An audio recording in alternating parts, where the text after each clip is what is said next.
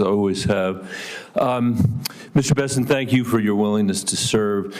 We are at the beginning of what's going to be a vigorous conversation about the country's fiscal health. You've described our deficit as alarming, and yet you are here with the same Trump tax policy that has burdened the American people with another $2 trillion of debt that their kids and grandkids are going to have to pay back. And despite the conversation we've heard over here, clearly, you know, the distribution of it was deeply, deeply, deeply unfair. 50% of it went to the top 5% of Americans, 75% of it, if you add the SALT, which even the Wall Street Journal won't support because it's so unbelievably outrageous, will go to the wealthiest 5% of Americans.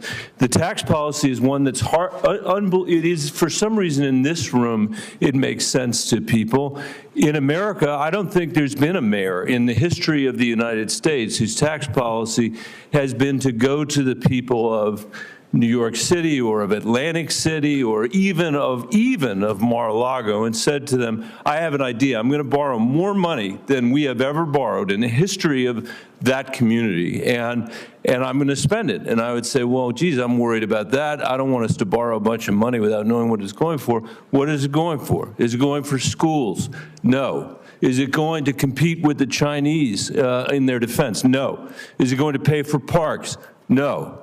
Is it going to deal with the mental health crisis that we have in America? No. Is it going to pay to secure our border? No. What are you doing with the money, Mr. Bessent? What were you doing with the money, Mr. Mnuchin? What are you doing with the money, Mayor, in America? The answer is we are going to give it to the richest people in America, the richest people in our community, and expect that somehow that's going to trickle down to everybody else. That has been the Trump tax policy since the day he showed up, and no mayor in America would ever, with a straight face, say that's what they should do. And in fact, no America in history has done that. But to add insult to injury, you sit here, and Mr. Mnuchin sat here at his time and said, it's all going to be paid for by economic growth. We know that's not true. We know it costs $2 trillion. So while the benefit went to the richest people in America, the cost is being borne by the children of working people all over this country. And that's what's going to happen now. It's $4.6 trillion this time, not $2 trillion. And then you come here, and this is my question, Mr. Bessent, and you sneak into your opening statement that we have a spending problem, and what we have to focus on, as you said, is discretionary spending after your crocodile tears about how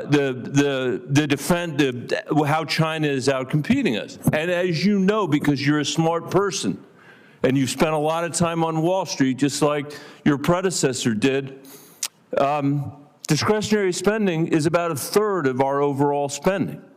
17% of what we spend is domestic. 17% roughly of what we spend is military spending, that spending you were talking about with respect to China. There are so many things I think you owe the American people after we have seen the catastrophe of the result from the tax cuts the last time and the fact that the benefits went to the wealthiest people. But don't you at least owe the American people a refund for the $2 trillion that they've already incurred because of the last round? Before you get to the $4.6 trillion, can't we think of a better idea in the halls here than cutting taxes for the wealthiest people and expecting that it will trickle down to everybody else when we have the profound needs that you have talked about? When we're living in an economy, you had the American dream. We heard you say that. Where fewer and fewer people can get ahead, where this generation of Americans is going to be the first generation to leave less opportunity, not more, to our kids and our grandkids, where we see massive income inequality and wealth inequality when Trump was president, when Biden was president. Can't we think of a better idea than that? And at a bare minimum, and this is tiny, don't we owe them an answer about what you are going to do to that 17% of discretionary spending, or even the third, before you come in here and say that the most important thing we should do is cut taxes for the richest people in America? Senator, thank you. And I would respectfully disagree with much of your categorization in terms of the benefits accruing to the richest Americans. Actually, the share of taxes paid by the upper percent of Americans increased after TCJA. It went from 39 to 46%. The top 50% of Americans now pay 98% of taxes, and working families had real wage increases in 2018 and 2019, and going into 2020 pre-COVID.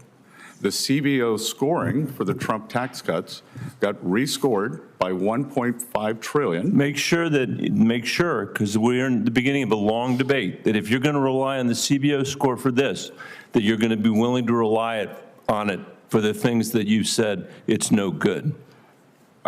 Look, I'm not in love with CBO scoring. I know that. That's why now you're relying on it. So I'm just saying, it's not funny money. This is the American people's money. We can do math.